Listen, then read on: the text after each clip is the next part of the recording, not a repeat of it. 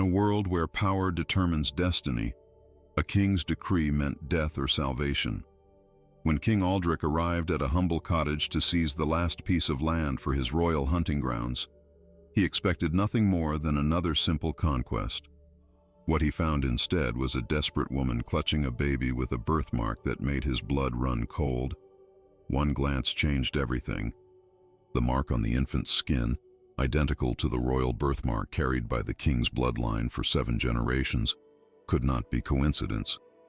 As the baby's innocent eyes met the king's, a devastating truth began to unfold, one that would shake the very foundations of the kingdom and unleash deadly conspiracies from the shadows. What secret does this child hold? Why would a peasant woman risk everything to protect him? And how far will the king's enemies go to ensure this infant never reveals the truth that could change the fate of the realm forever? The sun hung low in the autumn sky, casting long shadows over the rolling hills as King Aldric's procession carved a path through the mud-strewn road. 16 mounted knights flanked their sovereign, armor gleaming despite the day's journey, while peasants scattered from their path like frightened birds. The king's face remained impassive, a mask of stone beneath his golden crown, his eyes fixed on the miserable hovel that stood alone at the edge of the fertile valley, the last obstacle to his grand vision. "There it is, your majesty." Lord Cedric, his most trusted advisor, pointed toward the pitiful structure. "The last parcel. Once we claim these lands, the royal hunting grounds will extend all the way to the eastern ridge." King Aldric nodded curtly, his jaw tightening beneath his trimmed beard. He had given no warning of his arrival. That was his way.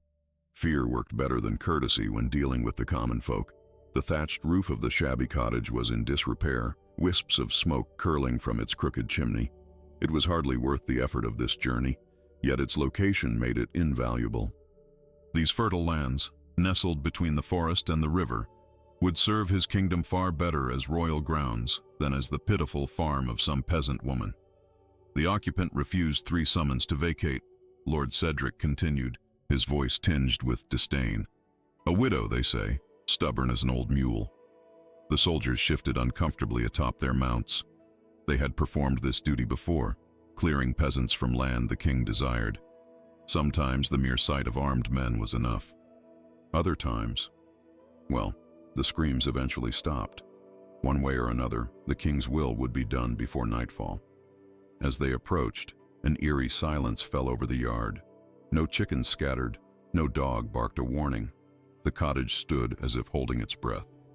King Aldric dismounted with practiced grace, his expensive leather boots sinking slightly into the cold mud.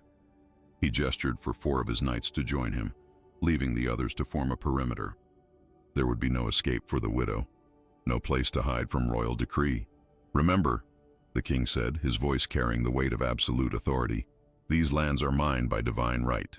Be firm, but avoid unnecessary brutality." His words were a mere formality. Everyone knew what was expected. The woman would be removed, willing or not, and the land would be cleared before the next moon. Lord Cedric unrolled a royal parchment, ready to proclaim the king's decree. The soldiers placed hands on sword hilts, prepared for resistance, as their sovereign approached the weathered door.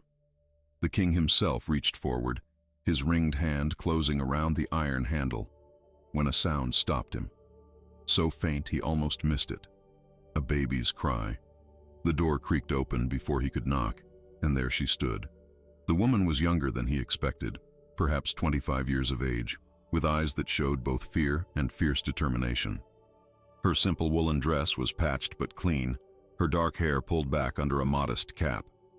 But it was what she clutched protectively to her chest that caused the king's heart to stutter in its rhythm. A swaddled infant, no more than a few months old, whimpering softly against its mother's warmth. "Your Majesty," she whispered, dropping into an awkward curtsy while keeping the child secure. Her voice trembled yet held surprising dignity. I did not expect such honored guests at my humble home." The king stood motionless, transfixed not by the woman's words, but by the child. Something in its features tugged at his memory, at his very blood. Without thinking, he stepped closer, ignoring Lord Cedric's surprised expression. "The child," King Aldrich commanded, his voice unexpectedly soft. "Let me see the child."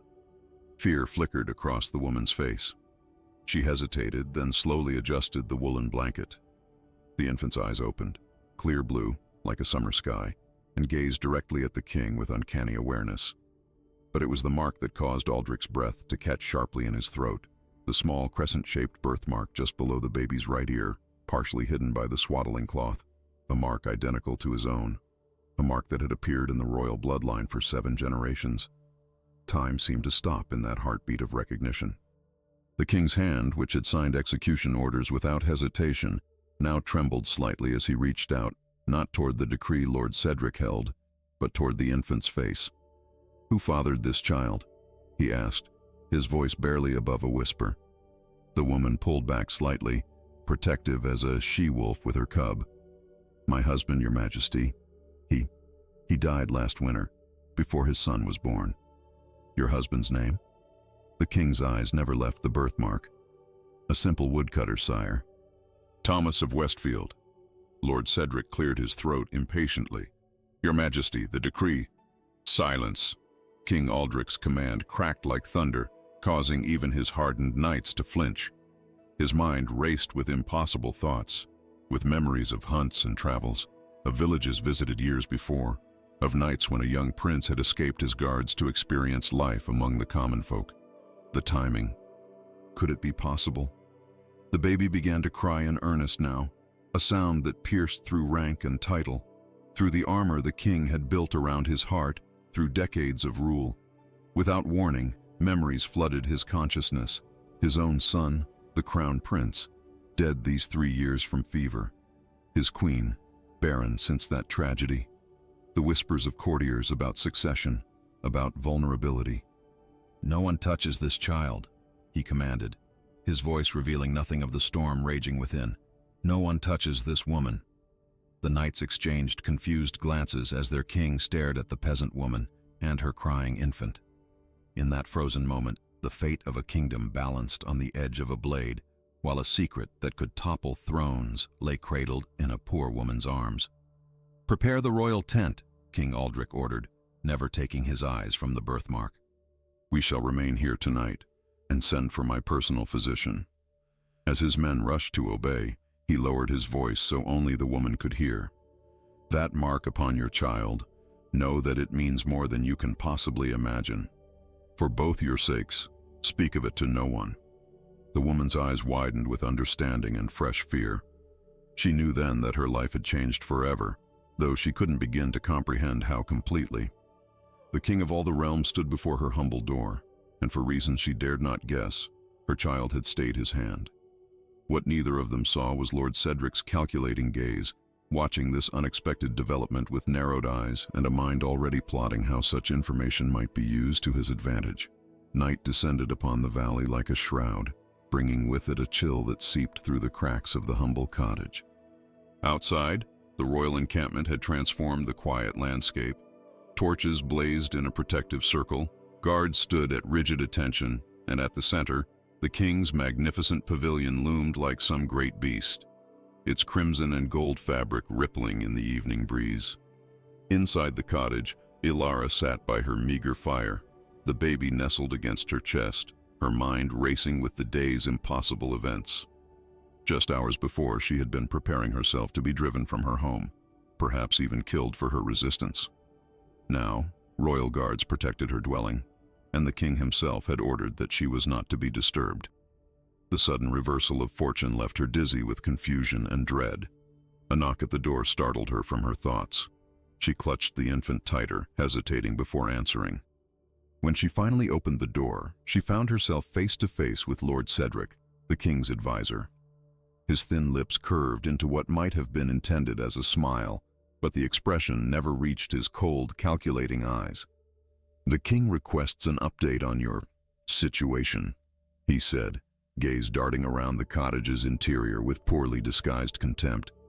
"He seems unusually concerned with your welfare." "Please tell His Majesty that we are well," Ilara replied cautiously, shifting the baby to keep him hidden from Lord Cedric's piercing gaze, "and extend my deepest gratitude for his unexpected mercy." Lord Cedric stepped forward uninvited, forcing Alara to retreat into her own home. "Mercy, is it?" he mused, circling the small room like a predator. "Our king is not known for mercy, especially when it comes to land he desires. I've seen him displace entire villages without a second thought.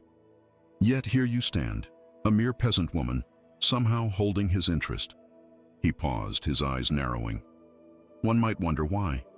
Alara felt her throat tighten. "I cannot speak to His Majesty's thoughts, my lord." "No," Cedric agreed, his voice dangerously soft. "But I suspect there is more to this tale than meets the eye." The king was disturbed by something he saw today. His gaze flicked to the bundle in her arms. "Something about that child, perhaps?" Before Alara could respond, heavy footsteps approached, and a royal guard appeared at the door. "Lord Cedric, His Majesty requests your presence immediately." The advisor's jaw tightened momentarily before he bowed with exaggerated courtesy. "We shall continue our conversation another time," he promised, the words hanging in the air like a threat as he departed. When he was gone, Alara collapsed onto her wooden stool, trembling. The baby squirmed in her arms as if sensing her distress. "What am I to do, little one?" she whispered, tears welling in her eyes. "What secrets do you carry that even kings would pause before you?" Miles away, in the grand halls of the royal castle, whispers already spread like wildfire. The king's sudden departure, his unplanned encampment at a peasant's hovel, such unusual behavior could not go unremarked. Courtiers speculated behind ornate fans, servants exchanged theories while polishing silver, and in shadowed alcoves, ambitious nobles wondered if there might be advantage in this strange turn of events. Back at the encampment, King Aldric sat alone in his pavilion, a goblet of untouched wine before him. The opulent surroundings, silk carpets, carved furniture, golden candelabras, stood in stark contrast to the turmoil within him. He had not felt such uncertainty since he was a young prince, decades ago. "There is more in these lands than you imagine," he had told Lord Cedric earlier, when the advisor questioned his decision to halt the seizure. Now, alone with his thoughts, the weight of those words pressed upon him like a physical burden. If the child truly carried royal blood, his blood, then someone had lied to him. Perhaps many someones. The implications threatened to unravel everything he had built, every alliance, every certainty. Was the child his grandson, born of some secret liaison his son had conducted before his death? Or worse, could it be his own? From a night long ago he had nearly forgotten, when grief over his wife's miscarriage had driven him to seek comfort in anonymity. A knock interrupted his brooding. "Enter," he commanded, straightening his posture and schooling his features into the impassive mask his subjects expected. The royal physician bowed deeply as he entered. "Your Majesty, I have examined the woman and child as ordered." "And?"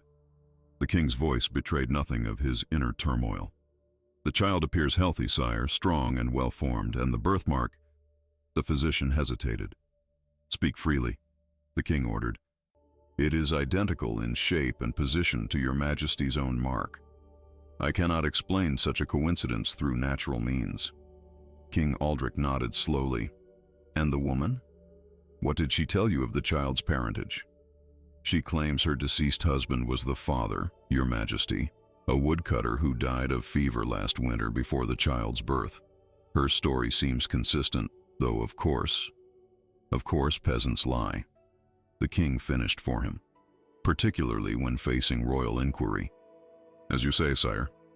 After dismissing the physician, King Aldric returned to his solitude and his untouched wine. Outside, he could hear the movements of his men, the normal sounds of an encampment settling for the night. But there was nothing normal about this situation. "Guard," he called, and immediately a knight appeared at the entrance to the pavilion. "Ensure that no one approaches the woman's dwelling until morning. No one, including Lord Cedric." "Is that understood?" "Yes, your Majesty," the guard responded, bowing deeply before withdrawing. Meanwhile, in her small cottage, Alara sat by the dying embers of her fire, gently rocking the sleeping infant. The child had come to her on a stormy night 5 months ago, left on her doorstep with nothing but a small medallion tucked into his swaddling clothes, a medallion she had hidden beneath the floorboards, terrified of what it might mean. She had told no one of how she had found him, claiming the baby as her own to protect him from questions and suspicions. In a village where unmarried mothers faced harsh judgment, a widow with a child was far less remarkable. Elara gazed down at the peaceful face of the sleeping infant. What secrets did he carry in his blood? What danger had she invited into her life by taking him in? And now that the king himself had seen the birthmark, what would become of them both? A sudden noise outside made her heart race. Peering through a crack in her shutters, she glimpsed movement at the edge of the torchlight, a figure slipping between the trees watching. Not a royal guard, but someone else, someone who didn't wish to be seen. Elara retreated from the window, clutching the baby to her chest. The king had ordered protection, but she sensed that this mysterious observer answered to a different authority. Someone else knew, or suspected, the importance of the child she protected, and in that knowledge lay tremendous danger. As if understanding her fear, the baby opened his eyes, those piercing blue eyes that had caught the king's attention, and gazed up at her with an awareness that seemed impossible for one so young. Elara made a silent vow then, one that transcended her fear and uncertainty. Whatever secrets this child carried, whatever storm gathered around them, she would protect him with her last breath. What she couldn't know was that across the encampment, a messenger was already arriving at the royal pavilion, bearing a sealed document that would shatter the fragile peace of this unexpected night. Dawn had barely broken when King Aldric unrolled the parchment with trembling hands. The royal seal had been broken in haste, leaving jagged edges on the blood-red wax. His eyes darted across the elegant script, each word landing like a physical blow. The messenger who had delivered it stood at a respectful distance, exhausted from riding through the night, yet too fearful to request dismissal. "Leave me," the king commanded, his voice barely above a whisper. When the messenger had gone, Aldric slumped onto his ornate chair, the document clutched in his white-knuckled grip. The parchment contained impossible truths, a detailed account of events from 9 months prior, when the castle had been thrown into chaos during the midwinter feast. His son's wife, the Princess Sophia, had given birth prematurely to a male heir, a child officially recorded as stillborn. But according to this document penned by the royal midwife before her suspicious death 3 days ago, the infant had lived.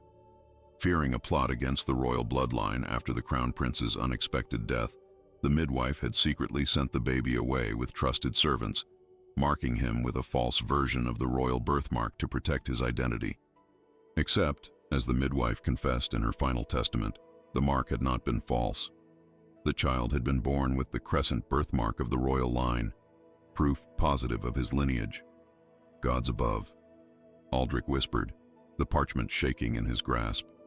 "My grandson lives." The revelation crashed upon him like a tidal wave, joy, rage, and terror intermingling until he could scarcely breathe. If the child in the cottage was truly his grandson, the kingdom's only legitimate heir, then someone had orchestrated an elaborate conspiracy to remove him from the castle. Someone who didn't want the royal line to continue. Outside the pavilion, Lord Cedric paced impatiently, watching the king's shadow move behind the canvas walls. The unexpected arrival of a royal messenger in the night had disrupted his careful plans. Whatever information had arrived, he needed to know it, and quickly, before the king made decisions that couldn't be undone. When finally admitted to the royal presence, Cedric found the king standing tall, his face an unreadable mask of control. The parchment was nowhere to be seen. "Your Majesty," Cedric began, bowing low, "the men await your orders regarding the woman's property." "Shall we proceed with the original plan?" King Aldric's eyes, cold as winter frost, fixed upon his advisor. "My orders stand. No one is to approach the cottage without my explicit command." "But sire," Cedric persisted, careful to keep his tone deferential, "the expansion of the royal hunting grounds has been planned for months. The court expects—" "The court," Aldric interrupted, his voice dangerously soft, "can wait. There are matters of greater importance at hand." A muscle twitched in Cedric's jaw, the only outward sign of his frustration. "Might I inquire as to the nature of these important matters?" "You may not." The king turned away, effectively dismissing his most trusted advisor. "Prepare the men. We shall remain here another day." As Lord Cedric withdrew, seething with barely contained frustration, the king summoned his captain of the guard. "Double the watch around the cottage," he ordered. "And send word to the castle. I want every record concerning the birth and death of my son's child brought to me immediately." Across the encampment, Alara emerged cautiously from her cottage, the baby wrapped warmly against the morning chill. Royal guards straightened at her appearance, their expressions betraying nothing as she made her way to the small well behind her dwelling. The normality of the act, drawing water for the day's needs, felt surreal amid the circumstances. As she worked the windlass, she sensed eyes upon her. Not just the guards, whose watchful gazes were expected, but something else. Glancing toward the edge of the forest, she caught a flicker of movement among the trees. Her heart stuttered with fear. It was the same presence she had felt the previous night, watching, waiting. She returned quickly to the cottage, barring the door behind her. The baby fussed in his cradle, small fists waving in protest at some invisible discomfort. As she lifted him, soothing his cries with gentle words, a shadow passed her window, too swift for identification, but deliberate in its movement. "Hush, little one," she whispered, though her own voice trembled. "All will be well." But the promise rang hollow even to her own ears. Nothing would ever be well again, not since the king had looked upon the child's birthmark with such shock. Whatever secret the baby carried, it was powerful enough to halt a royal decree, and dangerous enough to draw unseen watchers from the shadows. As morning yielded to afternoon, King Aldric secluded himself in his pavilion, poring over the midwife's confession. Each reading revealed new layers of conspiracy. The plot to remove the child had been intricate, involving multiple members of the court, but who had orchestrated it? And to what end? The obvious answer chilled his blood. With no direct heir, the throne would pass to his nephew, Duke Harmon, Lord Cedric's longtime ally and benefactor. The Duke had always coveted the crown, masking his ambition behind lavish gifts and proclamations of family loyalty. Could Cedric be involved in this plot? Had his most trusted advisor betrayed him? A discreet knock interrupted his thoughts. "Enter," he commanded, hastily concealing the document. The royal physician appeared, looking troubled. "Your Majesty, I have completed a more thorough examination of the child, as ordered." "And?" The king leaned forward, tension visible in every line of his body. "The resemblance is undeniable, sire. The shape of the eyes, the brow, they mirror those of your late son. And the birthmark is precisely where it should be, not merely similar, but identical in every detail." King Aldric closed his eyes briefly, the confirmation both a balm and a burden. "What of the woman? Does she know the truth?" "I cannot say with certainty," the physician replied carefully. "She claims the child is hers by birth, yet—" He hesitated. "Speak freely," the king commanded. "There are inconsistencies in her account, small details that do not align, and when questioned directly about the birthmark, she grows evasive." The king nodded slowly. "She fears for her life, and rightly so. If the child is who we suspect, those who plotted against him will not hesitate to silence a peasant woman." As twilight descended, Alara sat by her fire, watching the baby sleep in his cradle. Every unusual sound made her start with fear. The royal guards outside offered little comfort. They served the king, whose intentions remained obscure. Was she being protected, or merely detained until some royal judgment could be pronounced? A soft scratching at her window shutter sent her heart racing. Gathering her courage, she approached cautiously, a kitchen knife clutched in her trembling hand. Through a narrow gap in the wood, she glimpsed a hooded figure. Not the king's men, but someone else entirely. "Who's there?" she whispered, terror making her voice quaver. "A friend," came the hushed reply. "One who knows what you protect." "I protect nothing but myself and my child," she insisted. A mirthless laugh answered her. "That is no ordinary child, and well you know it. The birthmark has revealed what you sought to hide." Alara's blood ran cold. "What do you want?" "To warn you. There are those in the king's court who would see that child dead rather than acknowledged. When darkness falls tomorrow, be ready. Someone will come for you both." Before she could respond, The figure melted into the shadows, leaving Alara shaking with fear and confusion. Friend or foe, truth or trap, how could she possibly discern the difference? And yet, the warning resonated with her own growing unease. Something terrible was brewing in the silence between the king's unexpected mercy and Lord Cedric's calculating gaze. Unbeknownst to her, at that very moment, Lord Cedric stood in a clearing half a mile distant, conversing in hushed tones with another hooded figure. "The king suspects," Cedric murmured. "That fool of a midwife left a confession before she died." "Then we must act quickly," his companion replied. "If he acknowledges the child, he won't live long enough to do so." Cedric cut in. "See that your men are in position by tomorrow night. The woman, the child, and the king. All three must disappear. A tragic accident, nothing more." As they plotted in darkness, the baby slept on, unaware that his very existence threatened to tear a kingdom apart. And in his royal pavilion, King Aldric made a decision that would change the course of all their lives. A choice between crown and blood, between power and the truth that lay sleeping in a peasant woman's arms. The great hall of the hastily erected royal pavilion blazed with torchlight as evening fell. King Aldric had commanded a feast, a peculiar order given their remote location, but one his servants scrambled to fulfill nonetheless. Trestle tables groaned under platters of roasted meats, fresh-baked bread, and autumn fruits gathered from nearby orchards. Wine flowed freely, though the king himself had barely touched his goblet, his eyes constantly scanning the gathered nobles and knights who accompanied him on this unusual sojourn.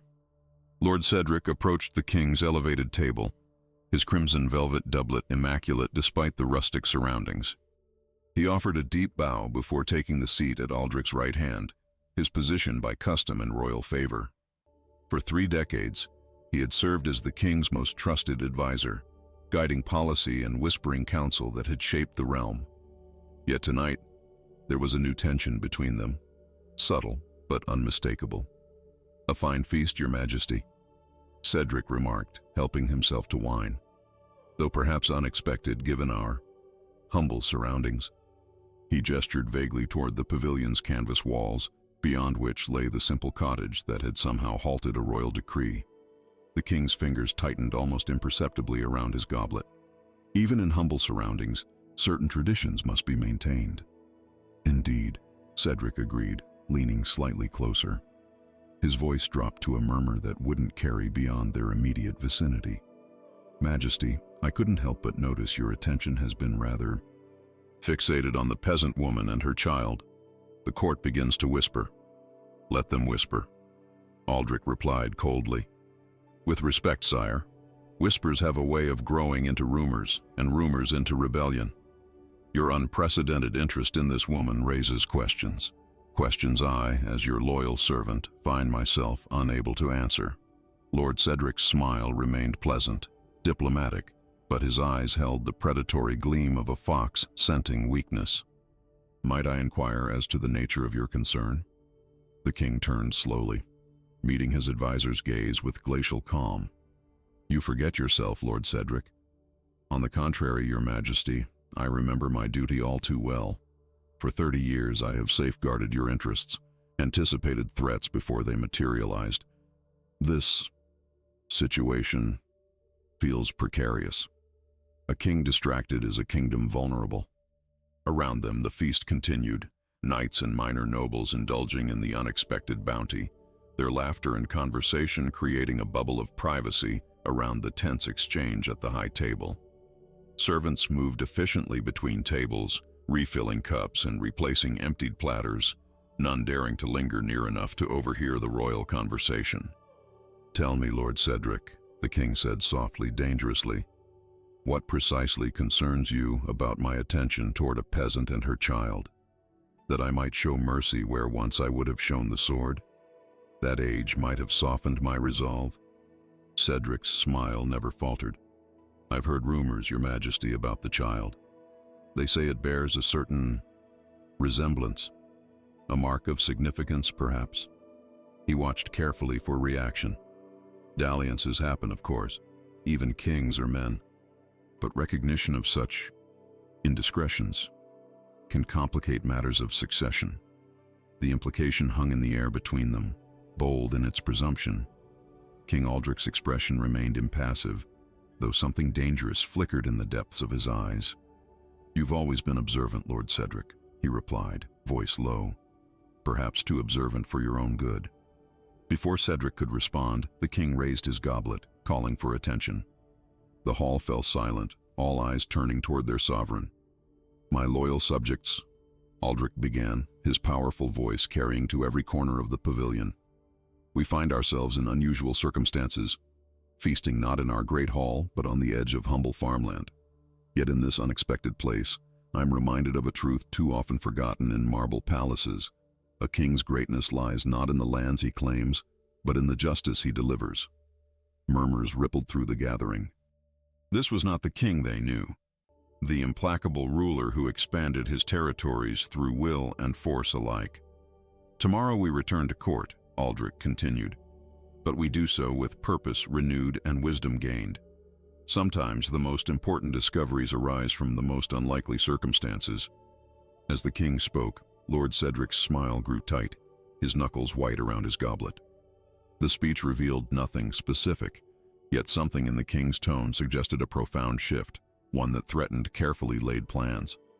Outside the pavilion, in the humble cottage that had become the center of so much intrigue, Ilara paced restlessly. The baby slept peacefully in his cradle, unaware of the feast taking place a stone's throw from their door, unaware of the forces gathering in the darkness beyond the ring of royal guards. A soft knock startled her from her worried thoughts. She approached cautiously, knife concealed in the folds of her skirt. "Who's there?" she called, voice steadier than she felt. "Sister Margot, from the Abbey," came the reply, soft and feminine. "The king has granted me permission to bring provisions for you and the child." Ilara hesitated, suspicion warring with desperate hope for friendly conversation after days of isolation. Peering through a crack in the door, she saw a middle-aged woman in a nun's habit, a basket over one arm, her face kind if somewhat severe. Behind her stood 2 royal guards, confirming her authorized presence. Cautiously, Ilara unbarred the door, though she kept one hand hidden in her skirts, fingers still wrapped around the knife's handle. The nun entered with a gentle smile, setting her basket on the rough-hewn table. "I brought fresh bread, cheese, and herbs for the baby's colic," she explained, unpacking the items methodically. "The little one sleeps well?"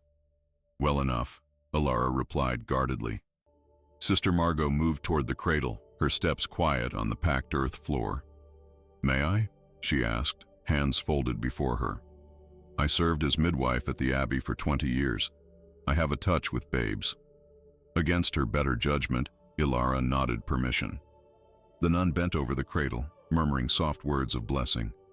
Her hand brushed the child's cheek, then moved to adjust the blanket, exposing the birthmark briefly. Something in her expression changed, a flicker of recognition quickly masked. "A beautiful child," Sister Margot said, straightening. "Strong and healthy. You must be very proud." "I am," Ilara answered, moving closer protectively. The nun continued unpacking her basket, setting out small pouches of dried herbs. "For sleep," she explained, indicating one. "For fever," she added, pointing to another. Her movements were efficient, practiced. "And this," she said, placing a final, smaller pouch on the table, "is for protection." "Protection?" Ilara echoed. Sister Margot's eyes met hers, suddenly intense.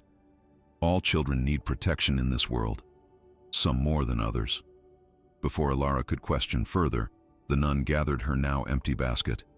"I shall return tomorrow, if the king permits." She moved toward the door, then paused, reaching into her sleeve. "I nearly forgot. A token for the child, blessed by the Abbey's patriarch." She pressed a small object into Ilara's hand, a medallion on a leather cord. As her fingers closed around it, Ilara felt her heart stop. Though different in design, the weight and size were unmistakable, identical to the medallion she had found with the abandoned infant months ago, now hidden beneath her floorboards. Before she could speak, Sister Margot was gone, the door closing softly behind her. Ilara stood frozen, the medallion clutched in her trembling hand. When finally she opened her palm to examine it, her blood ran cold. Unlike the simple design of her hidden treasure, this medallion bore an ornate crest, one she recognized from the royal standards flying outside her cottage. With shaking fingers, she pried up the loose floorboard beneath her bed and retrieved the original medallion. Placing them side by side confirmed her worst fears. Though different in decoration, they were clearly made by the same hand, from the same mold. The one hidden with the baby bore a merchant's crest. This new gift displayed the royal arms themselves. The significance struck her like physical blow. Sister Margot knew, or at least suspected, the truth about the child. But was she friend or foe? Warning or threat? Ilara could not tell.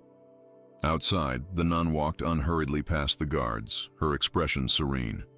Only when she had passed beyond the circle of torchlight did her path alter, veering not toward the abbey road, but toward a copse of trees where a cloaked figure awaited. The habit was quickly discarded, revealing fine clothes beneath. "Well?" Lord Cedric demanded impatiently. "It is as we feared," came the reply. "The child bears the royal birthmark. Not a forgery, but the genuine mark. I saw it clearly." Cedric cursed softly. "And the woman? She knows more than she admits. I left her a gift, one that will either confirm her suspicions or frighten her into fleeing. Either serves our purpose." "Excellent. The king grows increasingly protective. We must act before he returns to the castle, where his guards and resources would make our task impossible." Cedric's face hardened in the moonlight.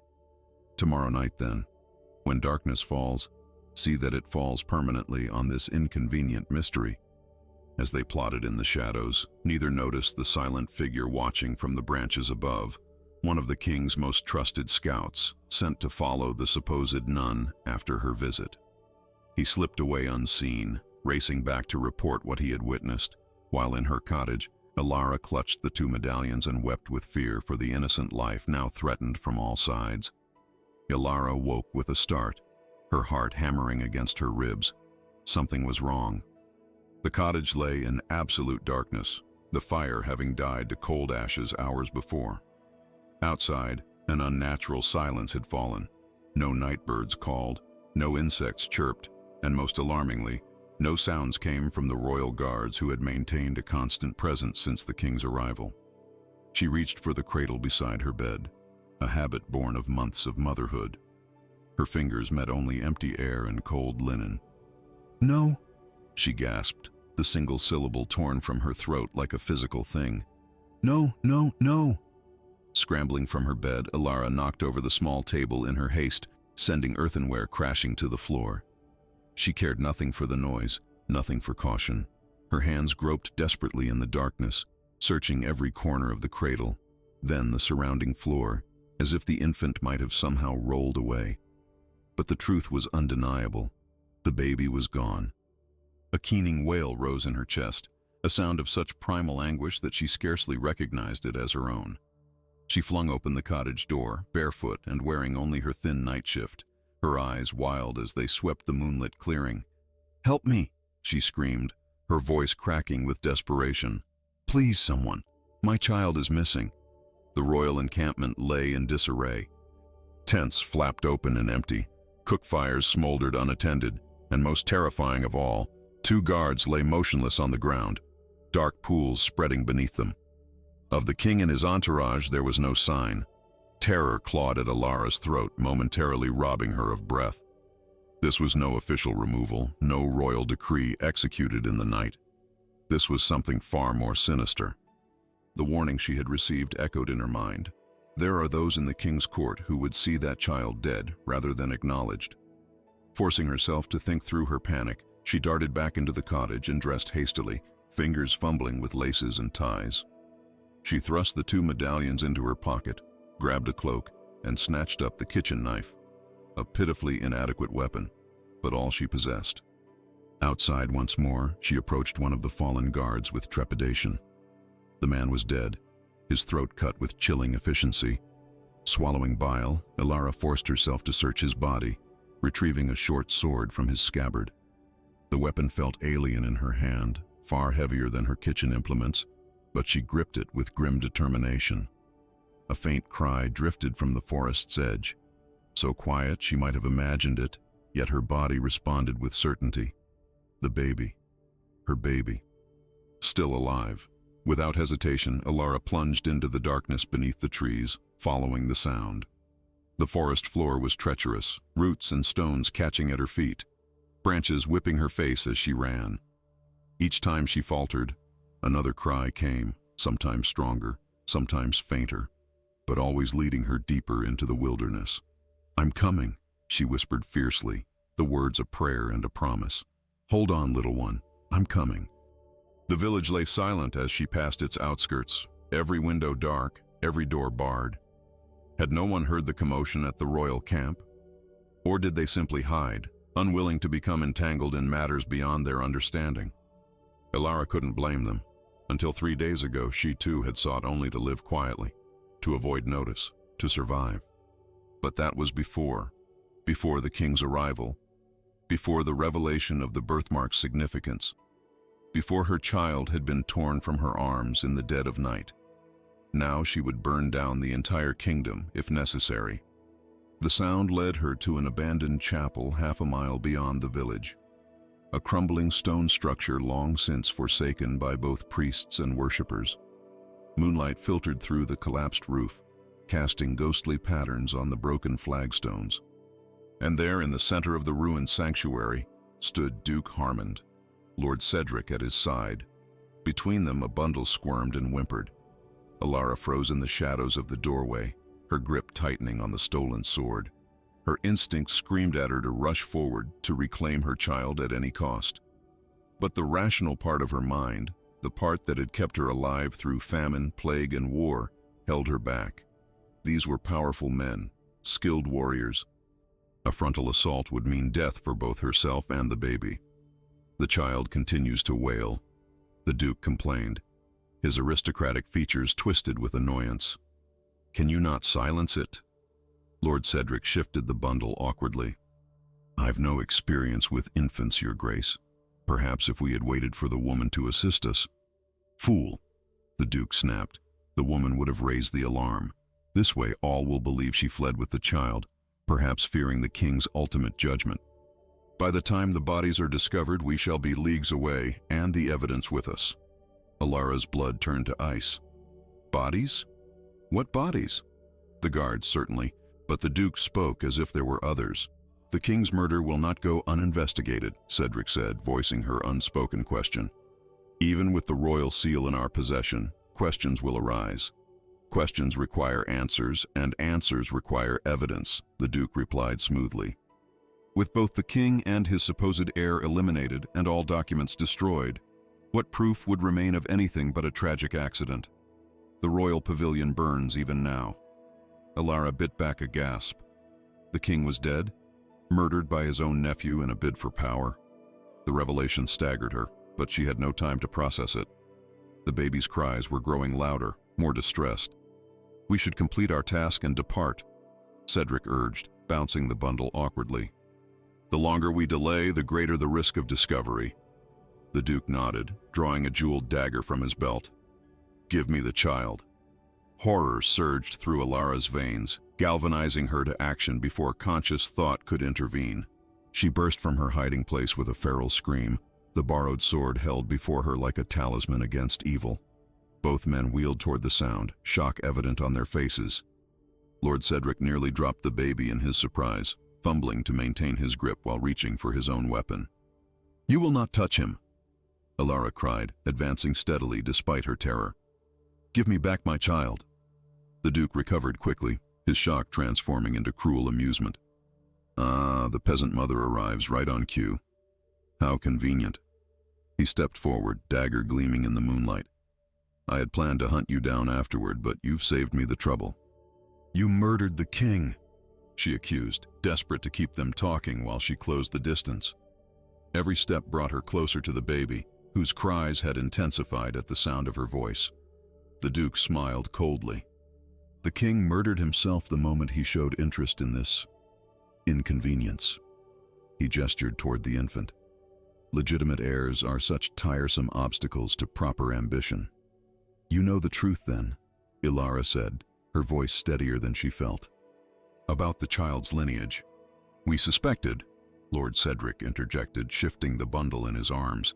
The birthmark was damning evidence, but the king's reaction confirmed everything. Somehow the royal heir survived his supposed death, a fact most inconvenient for those next in the line of succession. The duke's patience visibly thinned. Enough talk. Kill her, Cedric. We've delayed too long already. Lord Cedric hesitated, glancing down at the squirming bundle in his arms. Your Grace, I cannot fight while holding the child.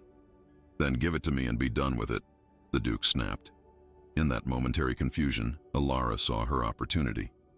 With a desperate lunge, she drove forward, not toward Cedric, who held her baby, but toward the duke himself. The borrowed sword felt clumsy in her untrained hands, but terror and maternal fury guided the blade toward its target.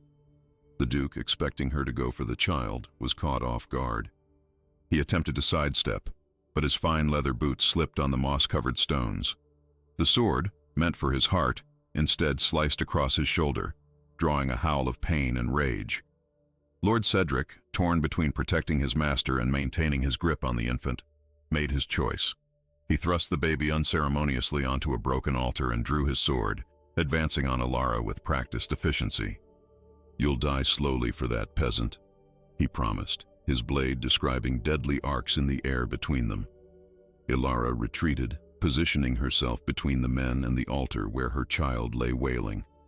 Blood thundered in her ears, drowning out fear, drowning out reason. Nothing mattered except the small life behind her, the life she had sworn to protect with her last breath.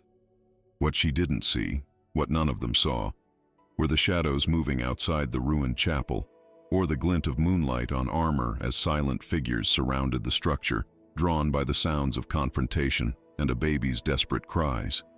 The ancient chapel, once a sanctuary of peace, now echoed with the clash of steel and desperate breathing. Lord Cedric advanced with the fluid grace of a man trained since childhood in the deadly art of swordplay. Each step was measured, each swing calculated to drive Alara back, away from the altar where the infant continued to wail in terror. "You're a fool, woman," Cedric said, his voice unnervingly calm as he forced her to retreat.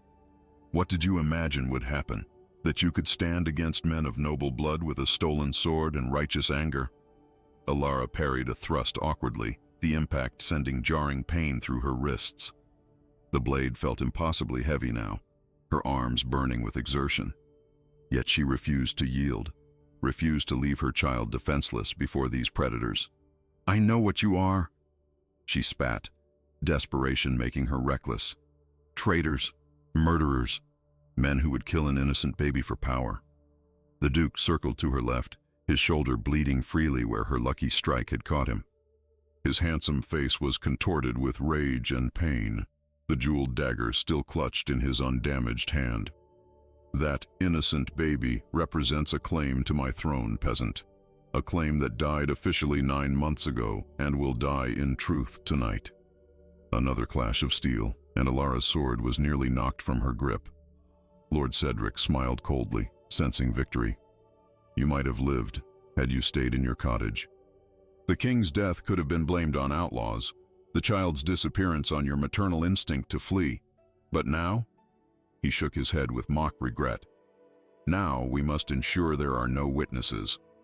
"You don't understand what you carry in your arms, woman," the duke added, his tone shifting to something almost conversational. "This child could be more powerful than the king himself." His eyes gleamed with cruel amusement as he circled closer.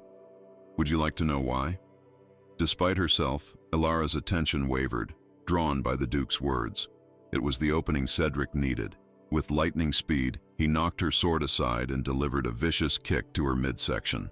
Alara crashed to the stone floor, the breath driven from her lungs, the borrowed blade skittering away into the shadows. The duke approached, towering over her prone form. "The child is not merely royal by blood," he continued, as if they were engaged in a pleasant discussion over wine rather than a life-or-death struggle. "It is the last direct descendant of King Aldric's line, my cousin's only grandchild, and the only obstacle between me and the throne I deserve." Lord Cedric moved to retrieve the squirming infant from the altar, his expression one of distaste as he awkwardly gathered the bundle. What shall we do with her, your grace? Quick or slow? The Duke considered Alara with the detached curiosity of a man examining an insect. I'm inclined towards slow. She's caused us considerable inconvenience. Alara struggled to rise, panic giving her strength despite the searing pain in her ribs. Please, she gasped, hating the sound of begging in her voice, yet willing to sacrifice anything. Pride, dignity, life itself, for the child. Please, he's innocent. He's just a baby. Innocence is irrelevant in matters of succession, the Duke replied coldly. He gestured toward Cedric, who held the infant at arm's length, clearly uncomfortable with his squirming burden. That child, with his inconvenient birthmark and royal blood, represents a claim that supersedes mine. His existence is a threat to everything I've worked toward for 20 years. Alara's gaze darted around the ruined chapel, seeking any weapon, any advantage. Her eyes fell upon a fallen beam, its end splintered to a ragged point. If she could reach it, you should be honored, the Duke continued, seemingly enjoying the opportunity to explain his brilliance to his victim. That peasant brat will die alongside a king tonight. Few commoners achieve such distinguished company in their final moments. The king is already dead? Alara asked, inching subtly toward the broken beam. A flicker of annoyance crossed the Duke's features. Not yet, he admitted. My men encountered unexpected resistance. The old fox had hidden guards, real guards, not those performative fools posted around your cottage. But it matters little. Outnumbered and surrounded, even Aldrich cannot survive until dawn. Hope flared in Alara's chest. The king lived.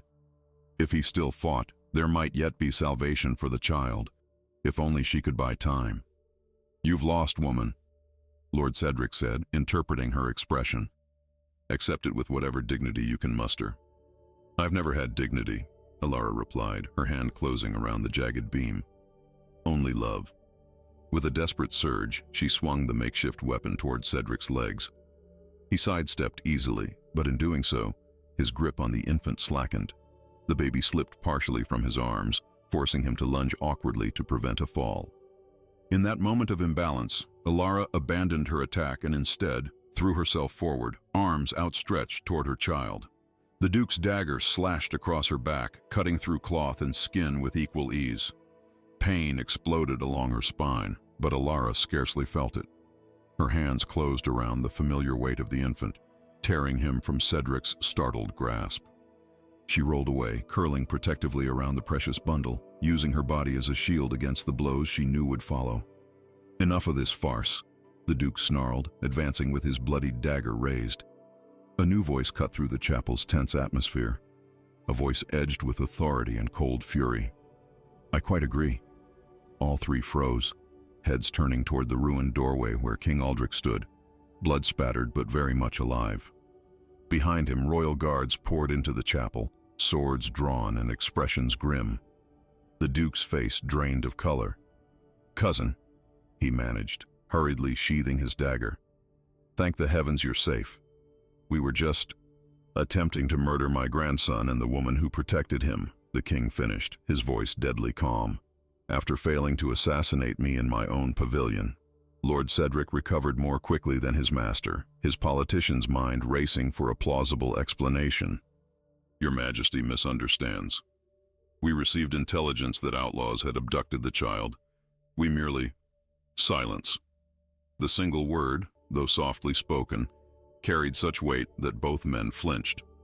King Aldrich advanced into the chapel, his eyes taking in Alara's bleeding form curled protectively around the now quieting infant, the discarded weapons, the tableau of violence interrupted. I've known of your ambitions for years, Harmond, the king said, addressing his nephew directly. I've watched you scheme and maneuver, cultivating allies and eliminating obstacles. I even admired your patience in a way. But this, he gestured toward Alara and the child. This crosses into territory from which there is no return. The Duke's aristocratic features twisted into a snarl, the pretense of innocence abandoned. You're a fool, Aldrich, a sentimental old fool. That bastard whelp is nothing, a peasant's spawn with a coincidental birthmark.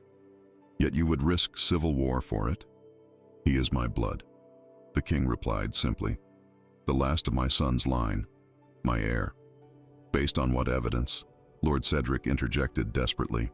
A birthmark, the word of a dead midwife. You have no proof this child is anything but a commoner. A ghost of a smile touched the king's lips. But I do, Lord Cedric. You see, the royal physician performed a rather thorough examination when first we arrived. Blood tells, as the old saying goes. And royal blood tells most eloquently of all. The Duke and his advisor exchanged glances, fraught with calculation. They were outnumbered, surrounded, caught literally red-handed in attempted murder. Yet surrender meant certain execution. With the silent communication born of years of conspiracy, they reached the same desperate conclusion simultaneously. Harmond lunged for Alara, clearly intending to use the child as hostage. At the same moment, Lord Cedric drew a hidden dagger and hurled it toward the king with deadly precision. What followed seemed to unfold in terrible slow motion. Royal guards surged forward, but too late to prevent the Duke from reaching Alara. King Aldric twisted aside, the thrown dagger slicing his cheek instead of embedding in his throat. And Alara, operating on pure maternal instinct, curled tighter around her child and rolled beneath the broken altar, placing solid stone between the infant and danger. Steel rang against steel as the guards engaged Lord Cedric. The Duke, finding himself denied his hostage, wheeled to face the king, his own sword now drawn. Blood from his wounded shoulder stained his fine velvet doublet, but rage and desperation lent him strength. I should have acted years ago, he spat, circling his royal cousin. Watched you grow soft, watched you age, waited for legitimate paths to power. What a waste of time when steel solves problems so much more efficiently. The king drew his own sword with the measured calm of a man who had led armies in his youth. You always were impatient, Harmond. It's your greatest flaw. They clashed in the center of the ruined chapel, blades dancing in the moonlight. Despite his years, King Aldric moved with the fluid grace of a lifetime's training. The Duke, younger and driven by desperate fury, pressed his attack with savage intensity. From her position beneath the altar, Alara watched in terrified fascination, still clutching the now silent infant to her chest. The baby had ceased crying, as if sensing the mortal danger surrounding them. Instead, he gazed up at her with those uncannily intelligent eyes. Eyes that now, she realized with a shock, were identical in shade and shape to the king's own. It's true, she whispered, the revelation stealing her breath. You truly are royal born. What twist of fate had brought this child to her doorstep that stormy night? What desperate conspiracy had sought to save his life by hiding him with a common peasant woman? The questions swirled in her mind, but answers would have to wait. For now, survival was all that mattered. The royal castle's great hall had never seemed so cavernous, its vaulted ceiling stretching toward heaven like the ribs of some ancient leviathan. Hundreds of candles blazed in ornate holders, their light reflecting off polished armor and jeweled finery as nobles from across the realm gathered in uneasy anticipation. Rumors had spread like wildfire, whispers of assassination attempts, of royal blood hidden among peasants, of succession thrown into chaos. King Aldric sat upon his carved oak throne, the bloodied bandage across his cheek, a stark reminder of how narrowly death had been avoided 3 days prior. His expression remained impassive, though those closest to him might have noticed the slight tremor in his hands, the new lines etched around his eyes by recent events. At his right stood Sir Marcus, hastily promoted to Lord Protector after Lord Cedric's treachery. The great doors swung open on well-oiled hinges. A hush fell over the assembled court as the royal guard escorted 2 figures into the hall. The Duke, bound in chains despite his rank, and Alara, who walked freely but with obvious trepidation. In her arms, she carried the infant wrapped in fine swaddling clothes that seemed at odds with her own simple garments. Harmond, Duke of Eastmere, the herald announced, his voice echoing in the sudden silence, and Alara of Willowbrook, with the child. The Duke walked with his head high despite his shackles, his aristocratic features set in a mask of defiance. The wound Alara had inflicted upon his shoulder had been treated, though he had been denied the comfort of his usual finery. Instead, He wore a simple tunic of undyed wool, a deliberate humiliation for a man accustomed to silks and velvets. Ilara, by contrast, seemed to shrink beneath the collective gaze of the court. She had been provided clean garments for this audience, but refused the offered gown in favor of a modest dress only marginally finer than her own. Her dark hair had been washed and braided simply, falling over one shoulder. The only concession to the grandeur surrounding her was the infant's wrappings, soft lamb's wool dyed royal blue, embroidered with silver thread. As they approached the dais, whispers rippled through the crowd. Many had expected the peasant woman to be in chains alongside the duke, that she walked freely, bearing the mysterious child like a precious treasure, only fueled speculation. "Nephew," King Aldric's voice cut through the murmurs. "You stand accused of high treason, conspiracy to murder your sovereign and his heir. What say you to these charges?" The duke's laugh was sharp and humorless. "I say you've lost your senses, uncle. This farce," he jerked his head toward Ilara and the child, "is beneath the dignity of the crown. A peasant whelp with a coincidental birthmark does not an heir make." "The birthmark is but one piece of evidence," the king replied evenly. "The royal physician has confirmed through examination of the child's features, the distinctive shape of the ears and brow, traits unique to our bloodline for 7 generations. Furthermore," he gestured, and a servant approached bearing a small chest, "we have recovered these." The servant opened the chest, revealing several documents bearing royal seals. The midwife's testimony, recorded and witnessed before her death. The sworn statement of Lady Helena, my son's wife, confirming the birth of a male heir. And most damning, he withdrew a final parchment, your own correspondence with Lord Cedric, planning the removal and supposed death of the infant prince. A collective gasp rose from the assembled court. The duke's face drained of color, though his posture remained proudly rigid. "Fabrications," he hissed. "Clever forgeries meant to secure your grip on power. Power I have held legitimately for 30 years, the king countered. "Power I have never been reluctant to relinquish to my rightful heir." His eyes moved from his nephew to the child in Ilara's arms, a momentary softening visible in his stern features. "Power that would have passed to your cousin, had he not died defending his kingdom's borders. And now, to his son." The duke's eyes darted around the hall, seeking allies among the sea of hostile faces. Finding none, he changed tactics. "Even if the child is of royal blood, which I do not concede, he was born under questionable circumstances. His mother died in childbirth, did she not? Who attended that birth? Who witnessed it? For all we know, the babe is a bastard, unfit for succession." Murmurs swept through the court once more. The legitimacy of heirs was no small matter in a realm where bloodlines determined everything from land ownership to taxation rights.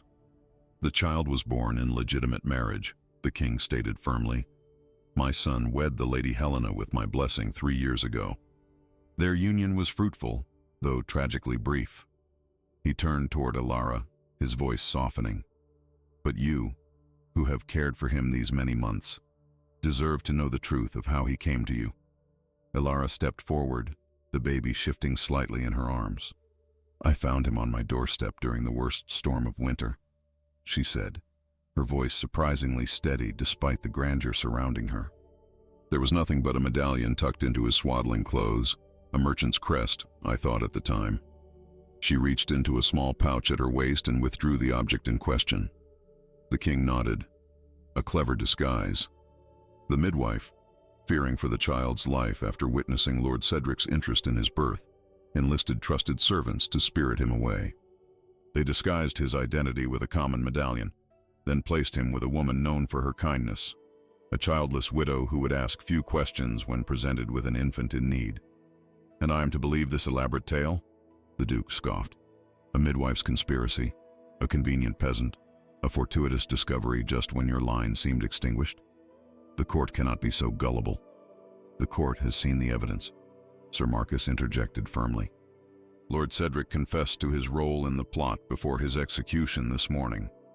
Another shockwave passed through the assembly. Lord Cedric, executed without formal trial. It spoke to the severity of his treason, the incontrovertibility of his guilt.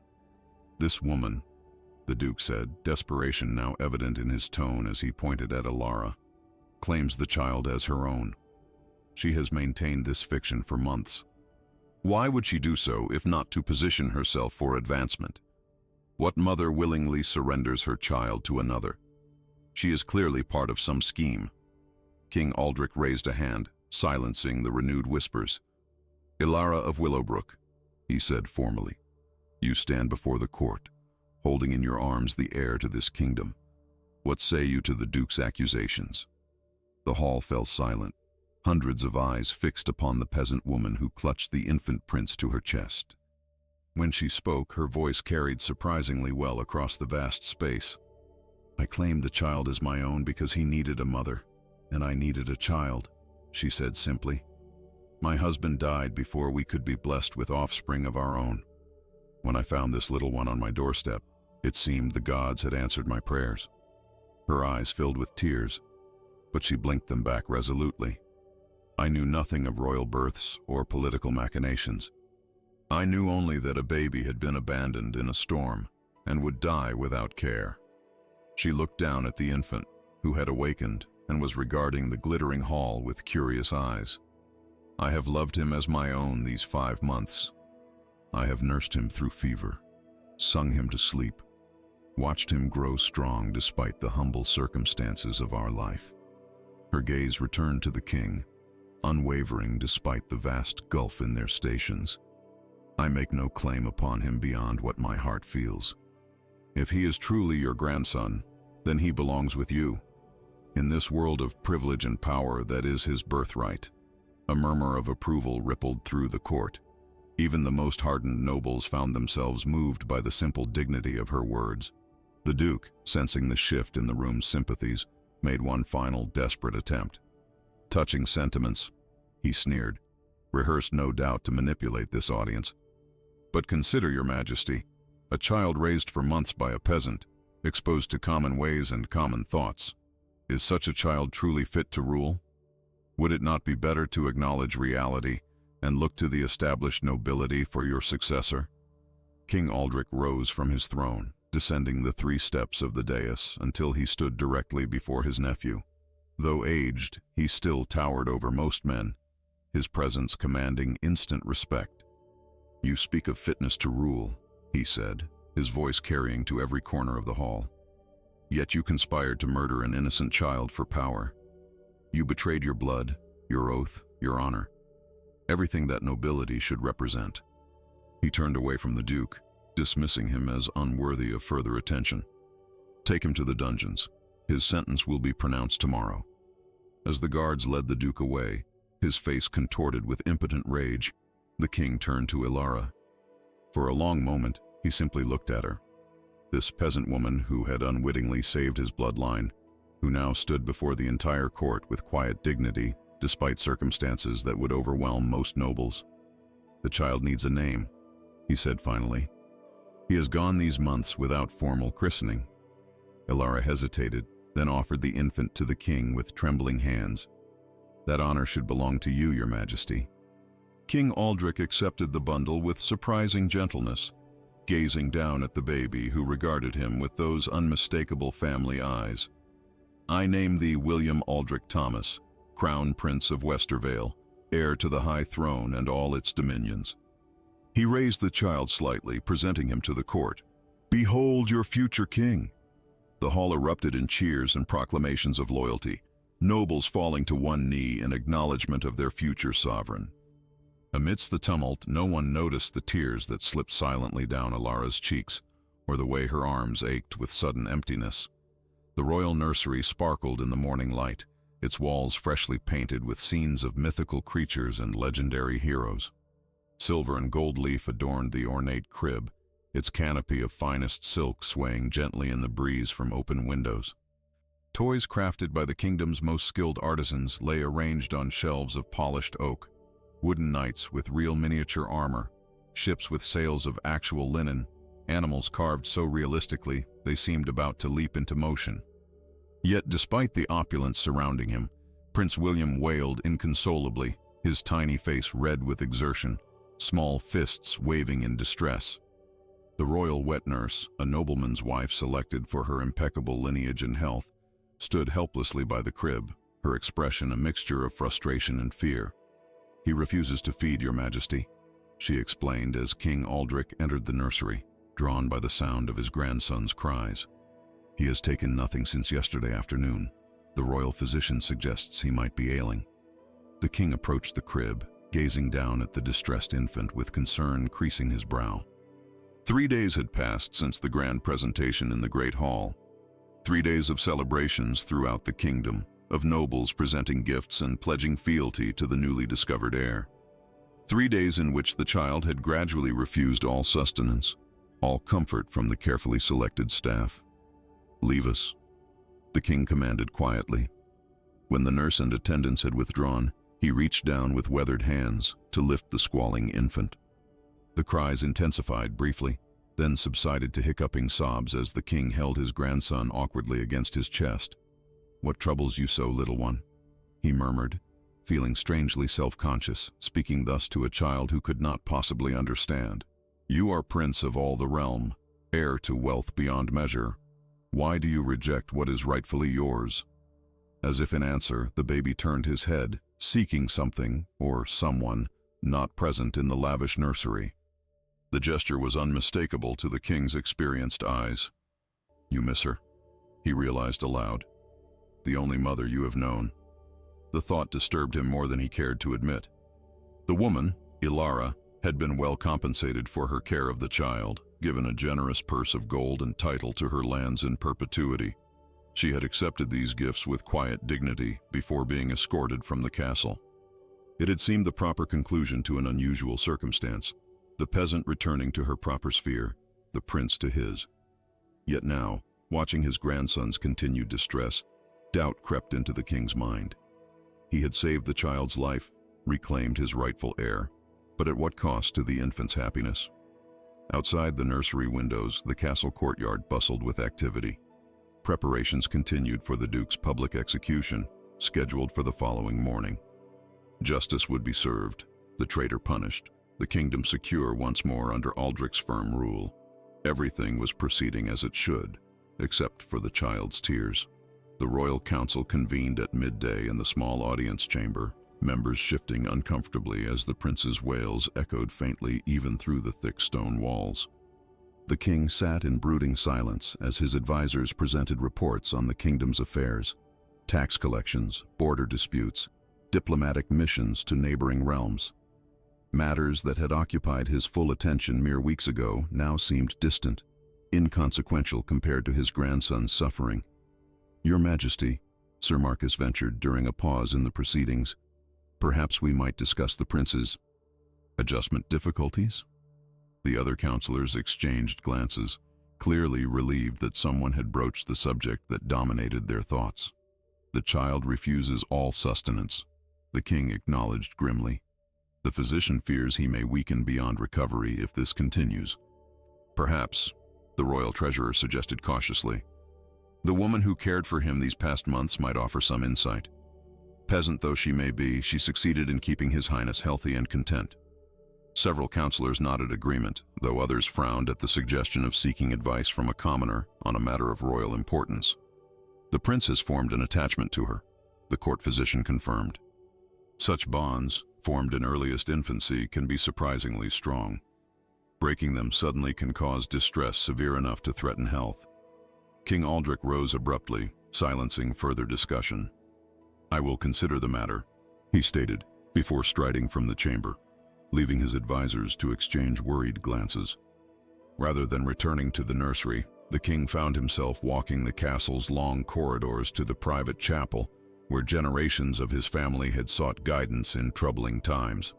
The space was empty save for a single priest tending the eternal flame, who bowed deeply before discreetly withdrawing at the monarch's approach.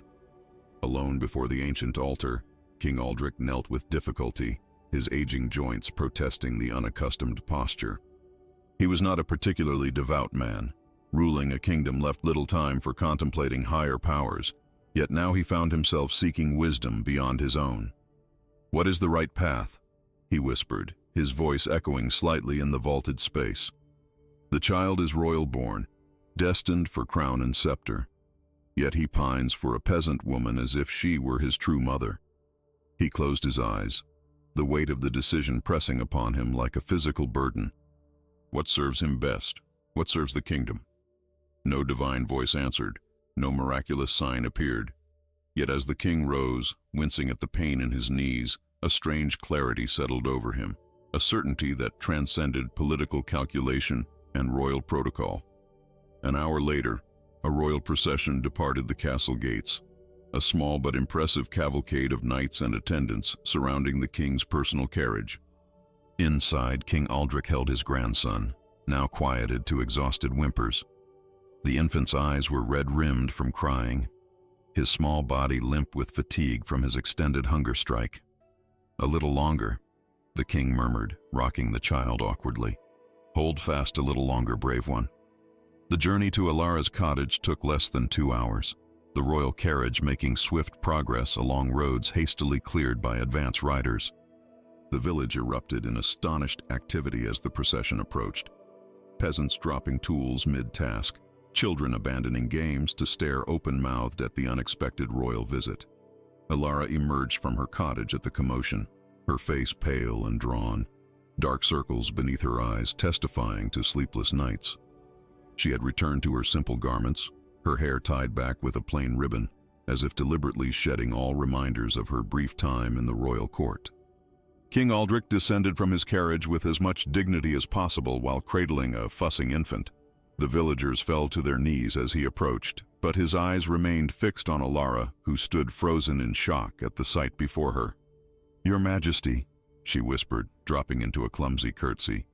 "I never expected—" "He will not eat," the king interrupted, his voice catching uncharacteristically. "He will not sleep. He cries without ceasing." He took another step forward, closing the distance between them. "He misses you." At the sound of her voice, the infant's head turned sharply, red-rimmed eyes focusing on Alara with sudden intensity. A small hand reached out, grasping at the air between them as the whimpering intensified. Without conscious thought, Alara extended her arms, maternal instinct overriding protocol and propriety. The king hesitated only briefly before surrendering the child to her embrace. The effect was immediate and profound. The prince's cries ceased as if by magic, his small body relaxing against her familiar warmth, his head nestling into the curve of her neck where it had rested so many nights before. "Oh, little one," Alara murmured, tears spilling freely down her cheeks. "I've missed you too." The king watched in silence, witnessing the unmistakable bond between woman and child. Around them, the village had gone utterly still, peasants and royal entourage alike holding their breath at this extraordinary tableau, the king of all the realm standing before a peasant's cottage, watching his royal grandson find comfort in a commoner's arms. "I have made a decision," King Aldric announced finally, his voice carrying across the hushed village green. "One that may seem unusual, perhaps even unprecedented. But it is, I believe, necessary for both the prince's well-being and the kingdom's future." Alara looked up from the now peaceful child, apprehension clear in her eyes. "The prince needs both his worlds," the king continued. "The castle, where he will learn the responsibilities of his birthright, and—" he gestured to the cottage, the village, the simple life that had nurtured the child through his first months. This place, where he learned to trust and to love. He straightened to his full height, assuming the formal posture that signaled an irrevocable royal decree. "Alara of Willowbrook, I name you royal guardian to Prince William, with all rights and privileges such position entails. You shall have chambers in the castle, adjacent to the royal nursery. The prince will be raised with knowledge of both worlds, the privilege he was born to, and the compassion you have taught him." Murmurs of astonishment spread through the assembled villagers. Such an appointment was unheard of. A peasant woman elevated to intimate proximity with the royal heir. "Furthermore," the king continued, "you shall instruct those who attend him in the castle. They have much to learn about caring for a child beyond the rigid dictates of royal protocol." Alara stood speechless, the sleeping prince cradled against her heart. "Your Majesty, I am not worthy of such honor." "You saved him twice," the king replied simply. First from the storm that might have claimed his life, then with the love that taught him to trust in a world that had already betrayed him once. His voice softened, becoming almost gentle. In doing so, you may well have saved the kingdom itself from a future ruler hardened by isolation and privilege alone. He gestured toward the royal carriage. Will you come? Not as servant, but as guardian. Not out of duty, but out of the love you already bear him. Ilara looked down at the sleeping infant, then back to the cottage that had been her entire world until the king's arrival days before. The choice was no choice at all. I will come, she whispered, fresh tears spilling down her cheeks. For him, as they approached the carriage, the child still peaceful in her arms, King Aldric spoke quietly, for her ears alone. Sometimes the greatest power lies not in the crown, but in the arms that hold the future with love. Ilara nodded, understanding dawning in her eyes. The baby stirred slightly, as if sensing the momentous decision that had been made, then settled back into contented sleep, secure in the knowledge that the arms that held him would not let him fall. The story of Ilara and the infant prince reminds us that true power often lies not in crowns or castles, but in the courage to protect those who cannot protect themselves. When faced with impossible choices, this humble woman showed us that love can transcend bloodlines, titles, and the barriers we build between classes. What would you have done in her place? Would you have had the strength to stand against nobility and treachery to protect a child who wasn't yours by birth, but had become yours through love?